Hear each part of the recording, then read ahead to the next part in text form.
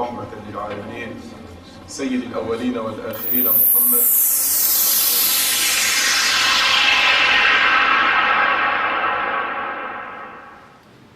ونستعينه ونستغفره ونتوب إليه ونعوذ بالله من شرور أنفسنا وسيئات أعمالنا إنه من يهده الله فلا مضل له ومن يضلل فلن تجد له وليا مرشدا. All praise to Allah. We worship Him. We worship Him alone with no equals or partners. And we bear witness that He is our Ilah. And we bear witness that Muhammad sallallahu alayhi wa sallam is His messenger, chosen from the midst of His creations, dearest to Him. He delivered the message to us and showed us the guidance. And He made it as clear as day is from night. We bear witness that Allah is one. We seek His forgiveness. We ask His guidance. And we ask that He will give us the guidance that will lead us to our eternal life in Jannah, inshallah. The Prophet ﷺ said in Khutbah al-Wada that he has left in our midst two things that if we adhere to, we shall never lose guidance. These two things are the Quran and the Sunnah.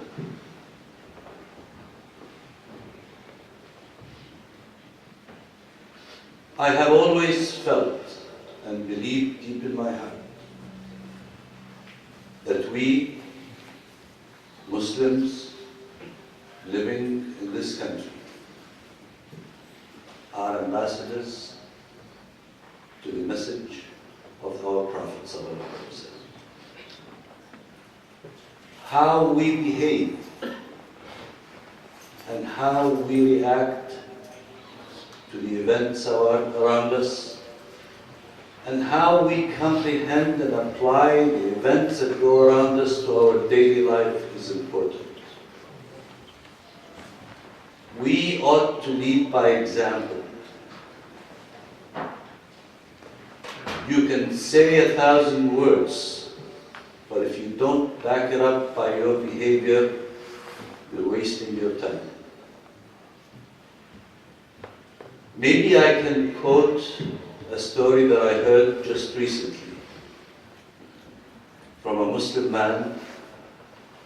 His wife wears the hijab, and he came to rent in an upscale neighborhood. And he was looked upon with a question mark because he's not the common type of that area.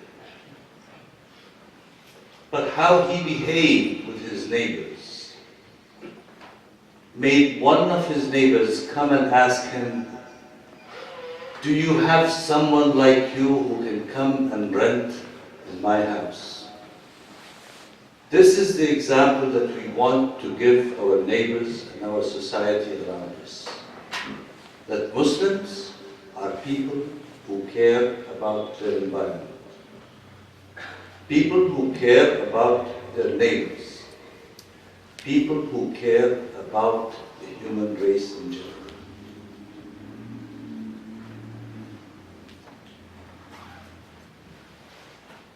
It's interesting to me that all the discoveries that are being made now are made by non-Muslims. And Allah alludes to that in an ayah in the Quran. سَنُرِيهِمْ آيَاتِنَا فِي الْآفَاقِ وَفِي أَنفُسِهِمْ حَتَّى يَتَبَيَّنَ لَهُمْ أَنَّهُ الْحَقُّ. We shall show them in our signs and in themselves the truth until they realize that Allah is the truth. And I thought I'll share with you a new article in the news. And if you want to research it, for those who like to research, you can research Handy, H-A-N-D-Y. It's called Human Dynamics. It's a project that was funded by NASA, talking about doomsday and the collapse of societies. And I honestly thought that this applies to the ayah سنريهم آياتنا في الآفاق وفي أنفسهم حتى يتبين لهم أنه الحق. The group was looking at what causes the collapse of a society. And in particular, they were talking about the society of today, the global society of today that is technologically advanced. The first obstacle they had is to change the perception in the minds of people that societal collapse is rare. And we know it isn't rare. We know that Allah has given us example after example after example of societies that disbelieved in Allah. كذبت قبلهم قوم نوح وأصحاب الرس وثمود وعاد وفرعون وإخوان لوط وأصحاب الأيكة وقوم تبع كل كذب الرسل فحق. All these nations that preceded us, they collapsed.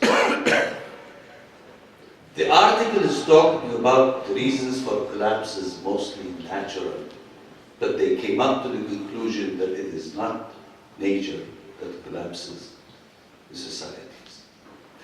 Yes, indeed, قوم عاد, Allah sent to them a wind that blew on them for 7 nights and 8 days. 7 ليال و8 أيام حسوما فترى القوم فيها صرعى كأنهم أعجاز نخل خاوية. But why did Allah put that infliction of the wind on them? It's because they were corrupt. Corruption. The article finally comes up with a conclusion that there are 4 elements that will cause a society to collapse. Number 1 is natural resources. Number 2 is the accumulation of wealth.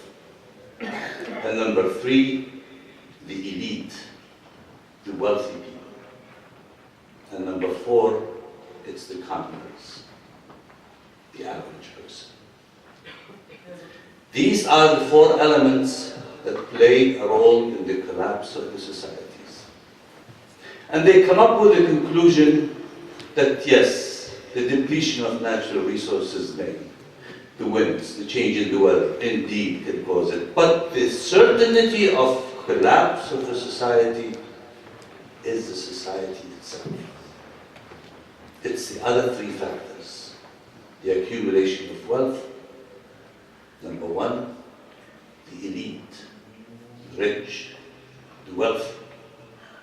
And Allah says in the Quran, وَإِذَا أَرَدْنَا أَن نُهْلِكَ قَرْيَةً أَمَرْنَا مُتْرَفِيهَا فَفَسَقُوا فِيهَا فَحَقَّ عَلَيْهَا الْقَوْلُ فَدَمَّرْنَاهَا تَدْمِيرًا. If we wanted to destroy a nation, then we will put the elite in power. And they will destroy it from inside by corrupting it. And then they deserve the punishment that will fall upon them. They come up with a conclusion. They drew 3 models of societies. The one, they called it an egalitarian society. A society where everybody is at the same level. And the second society model that they had is an equitable society, where there is fairness and justice among the people. And the third module that they had is a society where the elite controls it. They were certain that the last society is certainly to collapse because of the corruption that comes from it. The other two societies, yes indeed, they can collapse by exhausting the natural resources. But the chances of that society, whether it's egalitarian or the equitable society, collapsing because of social injustice is far less than the elite society. Why? The Prophet said, لَقَدْ تَرَكْتُ فِيكُمْ مَا أَخَذْتُمْ بِهِ لَنْ تَضِلُّوا بَعْدِي. And what did the Prophet leave in us, among us? The Quran and the Sunnah. The Quran and the Sunnah is the manual for life. When you buy a new car, when you buy a new machine, when you buy a new sound system, you read the manual to see how you can best use that machine. And the manual for society is written by no one else but Allah. Allah has given us the guidance of how we may behave. Building the personality of a Muslim. Building the personality that cares about itself, about its family, about its neighbor, about its community, about its country, and about the universe. The environment, indeed, is important. And one of the simplest things that the Prophet told us is when you make wudu, don't waste the water. When you make ghusl, don't waste the water. Why? Natural resources. You take care of that, and your resources will last you. Allah didn't make us and create us without looking after us. What we need to do is observe the guidance of Allah so that our society and our life can be maintained in an equitable and fair way. One of the important qualities in a Muslim is to be truthful. Be truthful. Your best asset is your reputation. If you're known to be trustworthy, people accept whatever you say blindly. وَلَكُمْ فِي رَسُولِ اللَّهِ أُسْوَةٌ حَسَنَةٌ. That is one of the qualities of the Prophet ﷺ. Even before he was a prophet, he was known in his community as a Sadiq al-Amin. Truthful and trustworthy. This is what we want to be in front of the community in our country. We want to be known as truthful and trusted.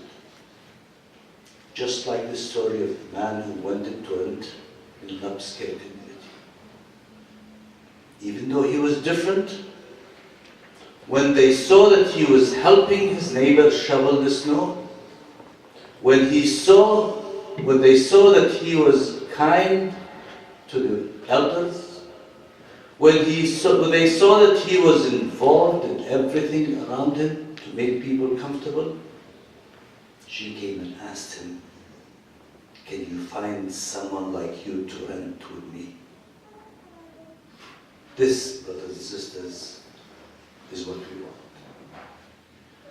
Your reputation is your best asset. Wallahi, you can achieve everything that you want if your reputation is good.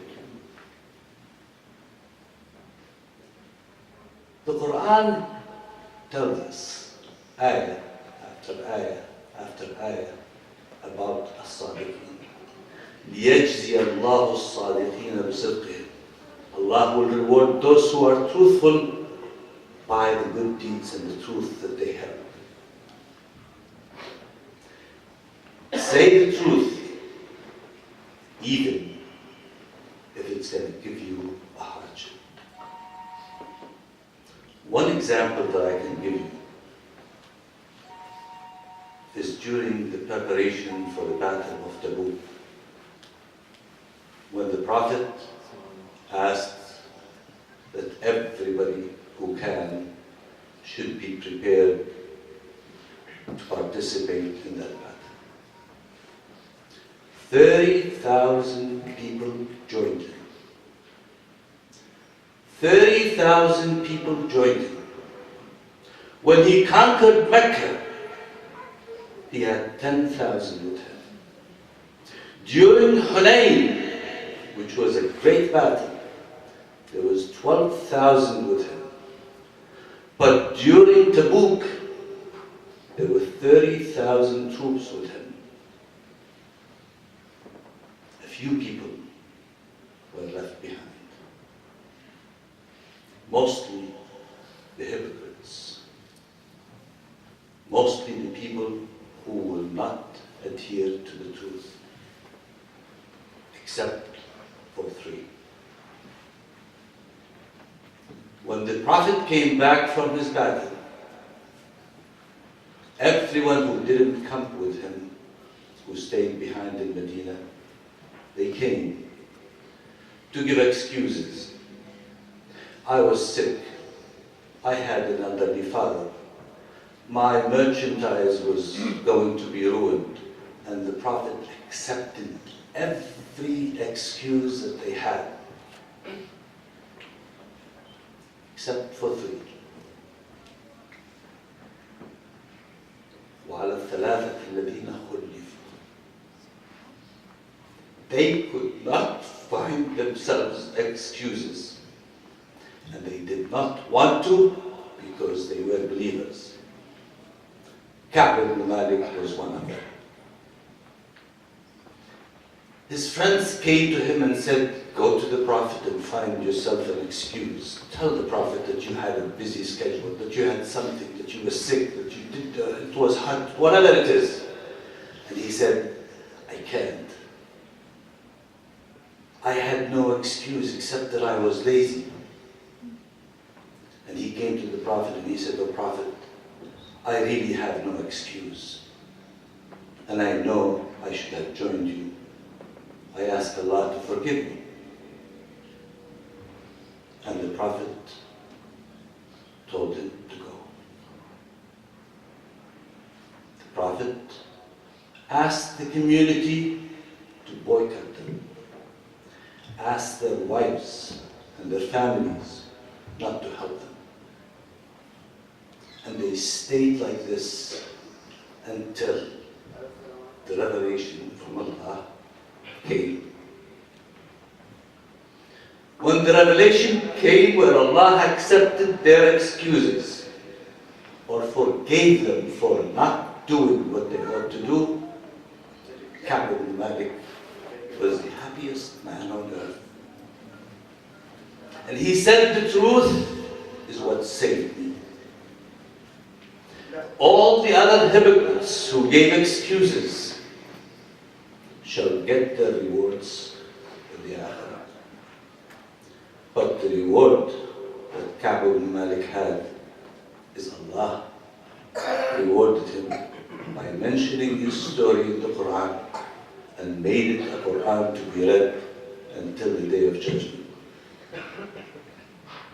and rewarded him with a reward, an eternal reward in Jannah. Yes, he suffered. Yes, for some 40 days he was alone. حتى إذا ضاقت بهم الأرض بما رحبت. They were imprisoned in their own selves, even though the land in front of them was vast and open. But they felt isolated. They suffered. It's the greatest suffering that one can have when no one would talk to him. No one would deal with him. But they endured, and they ended up catching up the reward. So the truth is important. And Allah will reward us for our behavior and our adherence to the truth.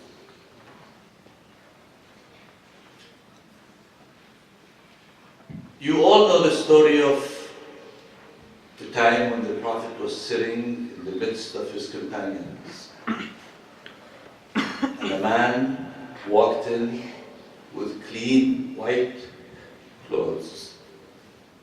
No one knew him. He wasn't from Medina. And he didn't look like he's been traveling because his clothes were clean. He came, sat in front of the Prophet, and asked the Prophet questions. Man Iman or Man Islam? And the Prophet answers him and he says, Sadaq. And then he asks him, when is the day of judgment? And the Prophet answers, you're asking someone who doesn't know just as much as you don't know. He told him then, what are its signs?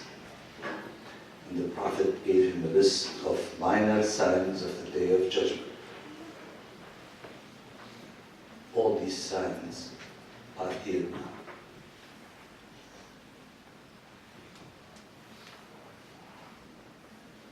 What we as humans, as Muslims, should do when the society around us is collapsing.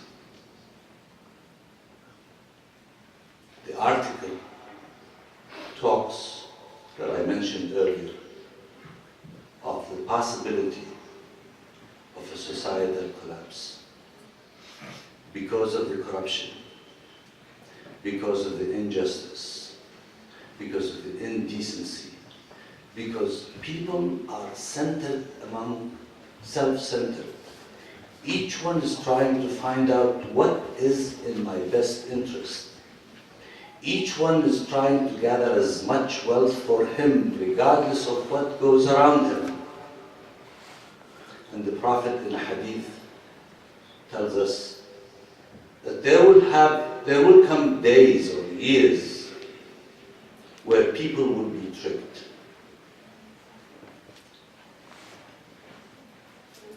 Where the truth would look like falsehood, and the falsehood would look like the truth. And this is basically what we're going with now. You hear the news and you can't really decipher where is the truth.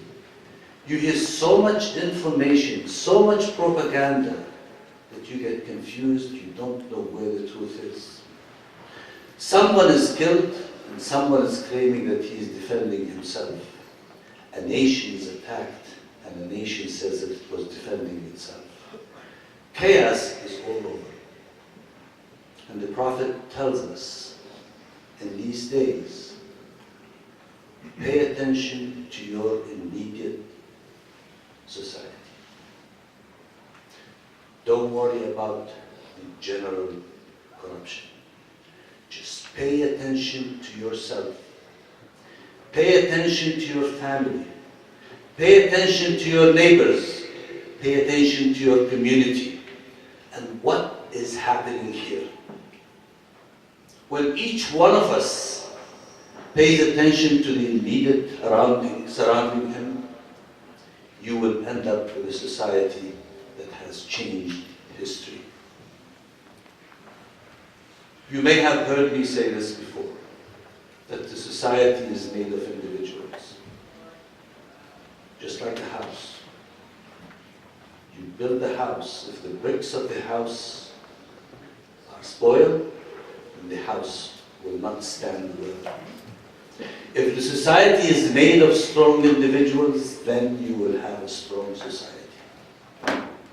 إذا صلح الفرد صلح المجتمع. If the individual is right, then the society is right. If the individual is corrupt, then the society is corrupt. So we do have a major role. We do have a major role, and we are representatives of the message of our Prophet sallallahu alaihi wasallam. Let me, if I may, just read you a verse from Surah Al-Baqarah. ليس البر أن تولوا وجوهكم قبل المشرق والمغرب. Righteousness is not that you pray towards the east or towards the west in prayers. ولكن البر من آمن بالله. Righteousness is that you believe in Allah. واليوم الآخر, that there is a day of judgment when you will be asked about what you have done. والملائكة والكتاب والنبيين وآتى المال على حبه. You give charity for the love of Allah. Not so that someone can say that you're charitable, but you give it for the love of Allah. Who do you give it to? ذوي القربى, your next of kin, واليتامى, the orphans, والمساكين, the poor, وابن السبيل, والسائلين وفي الرقاب. So you spend the money for those who will need it. And then, وأقام الصلاة.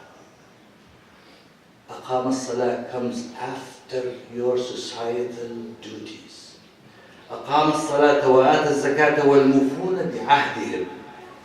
Those who will fulfill their promises.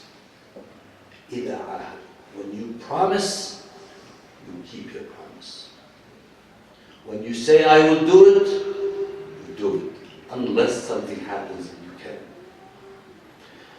The ayah goes on, وأقام الصلاة وآتى الزكاة والموفون بعهدهم إذا عاهدوا والصابرين في البأساء والضراء وحين البأس.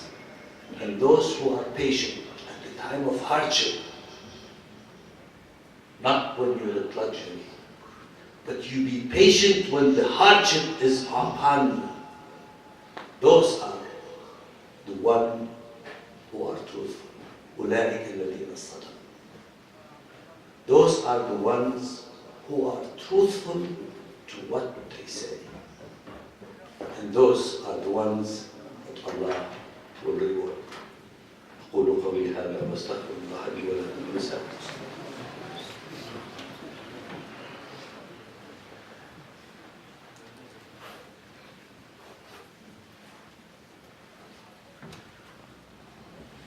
الحمد لله نحمده ونستعينه ونستغفره ونتوب إليه ونعوذ به من شرور أنفسنا وسيئات أعمالنا. Brothers and sisters, I can't overemphasize our role and our responsibility. And I cannot overemphasize that we are looked upon as individuals. And if we do right, Allah will open the gates for us. The rewards for us in this life and the hereafter. I see a lot of young men here. Yes, that's the school. You are the future.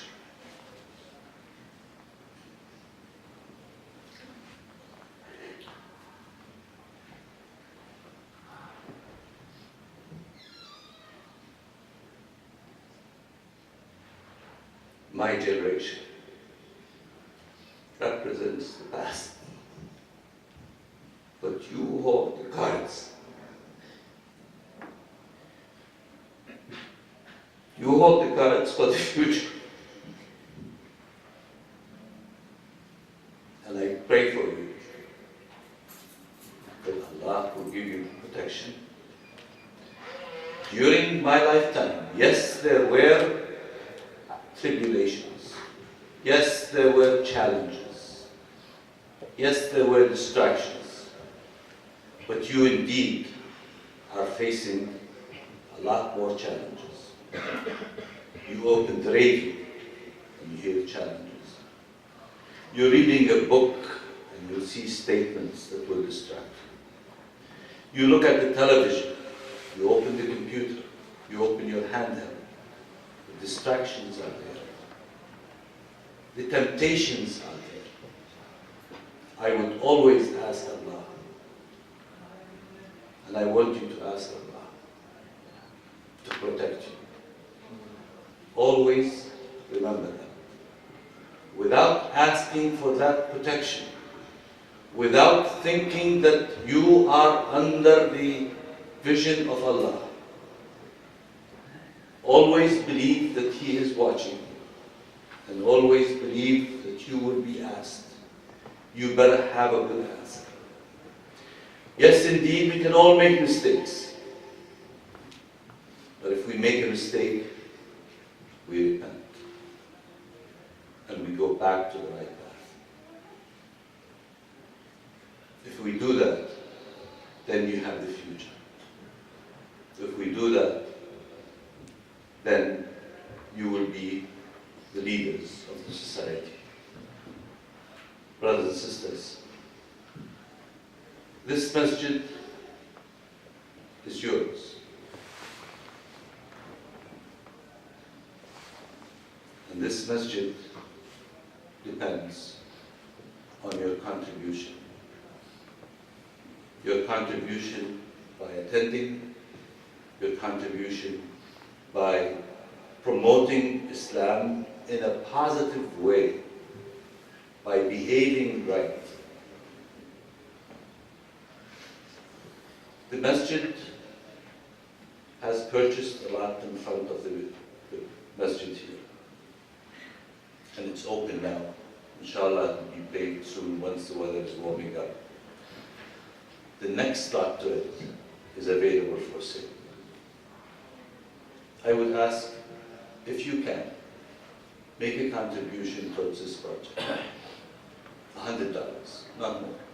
If you can more, that's fine. If you can't, $100, whatever you can. But make a contribution. This will be counted for you, inshallah. This is a house of Allah. This is a place where we worship. This is a place where we promote Islam, and we want to make it comfortable, inshallah, for everybody.